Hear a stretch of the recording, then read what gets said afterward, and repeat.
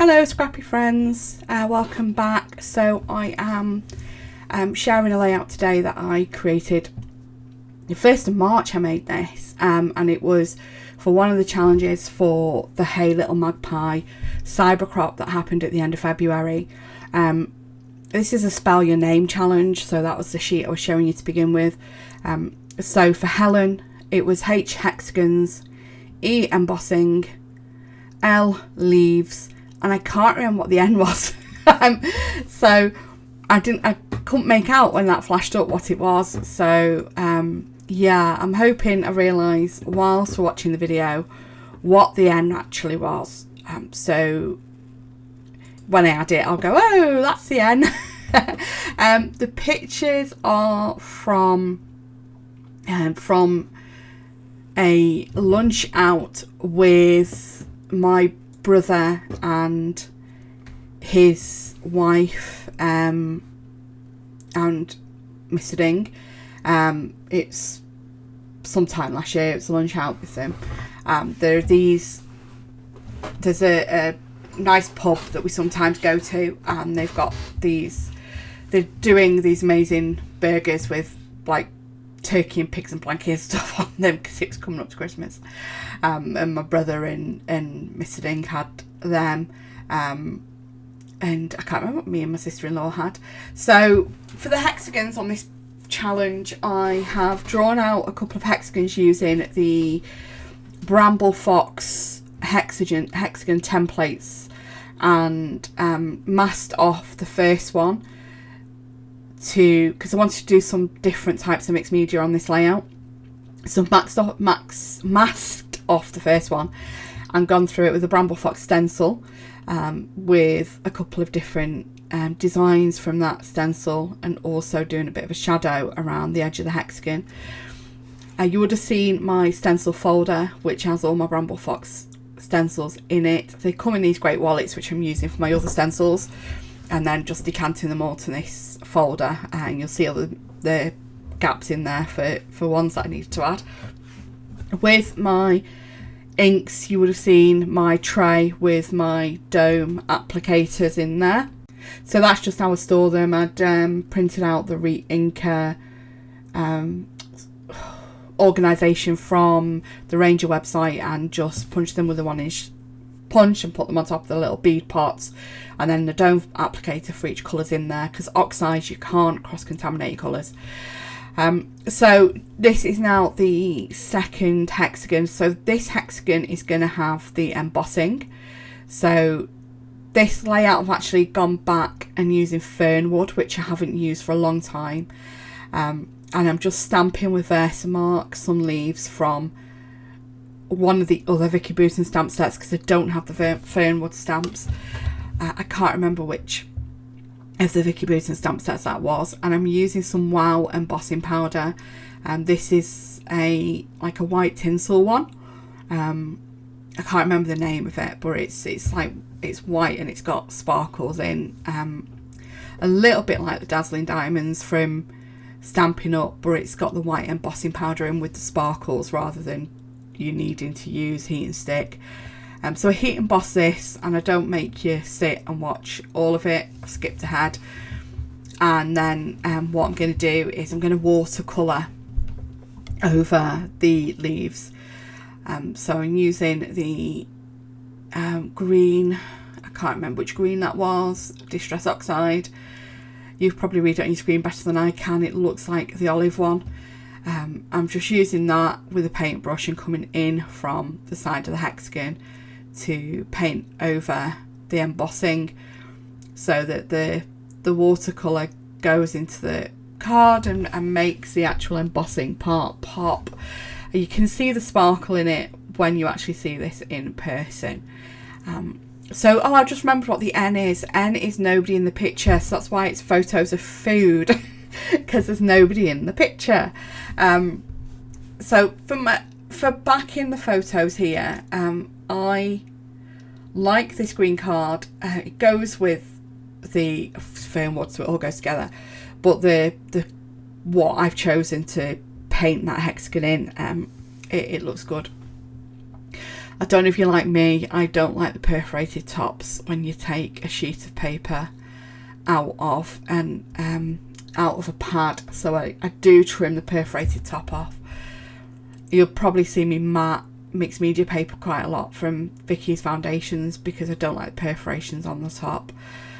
Just using the 1-inch foam pads that are come on the huge roll from Hey Little Magpie, and the 6-2 foam pads, and I've got them cut down into strips of 5 or 6 I think it is, and into that little tub so that I'm not taking the big roll everywhere with me. And there's a couple of people that suggested that. I think it's something Sarah does. I saw Sarah with it. I was like, oh, that's such a good idea. I wanted different size hexagons on this, so you see I've punched a couple with the little hexagon punch, and I'm just getting the Bramble Fox, a different size of the Bramble Fox hexagon stencil out there, a hexagon template, to cut a different size hexagon. I do a few different size hexagons. It was by design, it's what I wanted to do. That's the same size as the mixed media ones, but I then get a couple of different size templates out and do a few different size hexagons. I just wanted to do different sizes. I thought it'd be more interesting on the page than just lots of the same size. So I do play about a lot with where the different size hexagons are going so that you're seeing bits of them. You can't really tell with that one that it's a different size because it's mostly behind the photo, but the little ones it's obvious. There is a choice I make with a hexagon that I do regret, and I might actually redo this on the finished layout. Let me know what you think.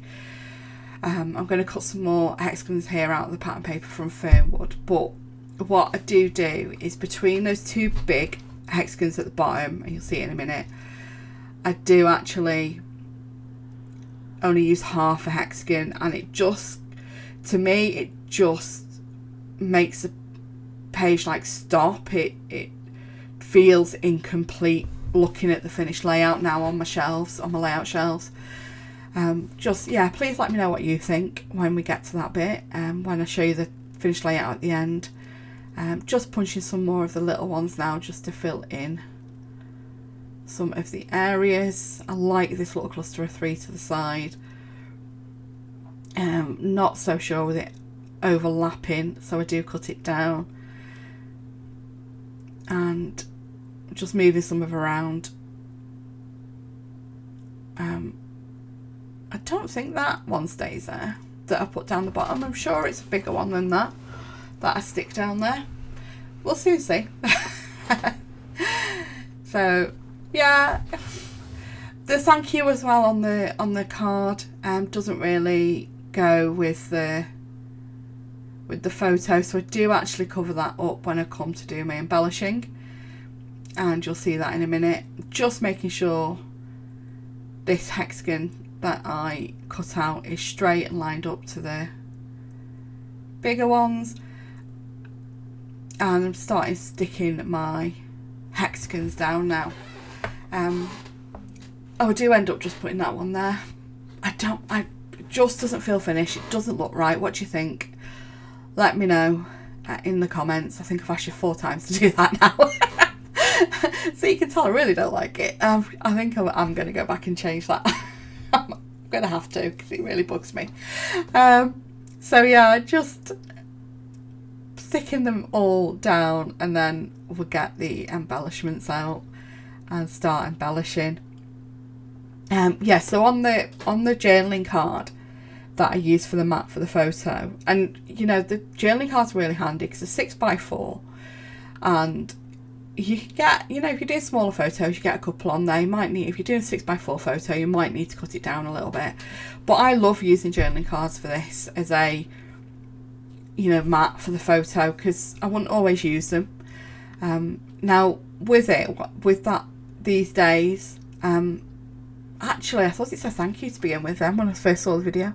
I might not cover that up, I can't remember. So yeah, I'm going to go through all the embellishments now, and I have so much left from Fearnwood because I've hardly used it, and you can see there hardly use it at all. So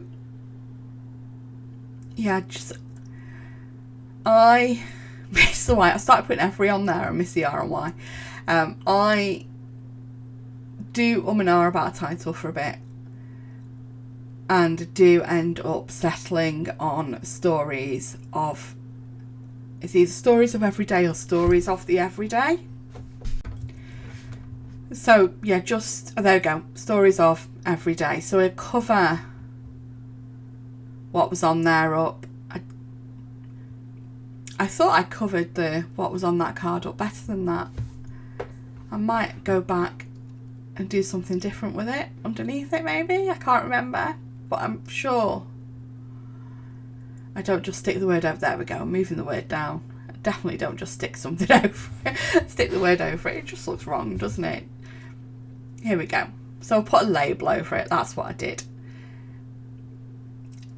And my date, I don't even think I've done the journaling on it yet because I'm that uncertain with that bottom hexagon. I don't even think I've got around to do the journaling. I don't do much embellishing. Before I forget, please, you know, if you've enjoyed this video, like. If you haven't enjoyed it, like anyway, or whack an emoji in the comments, because any interaction is interaction. And yeah, I don't do much embellishing, so I think I'm nearly done.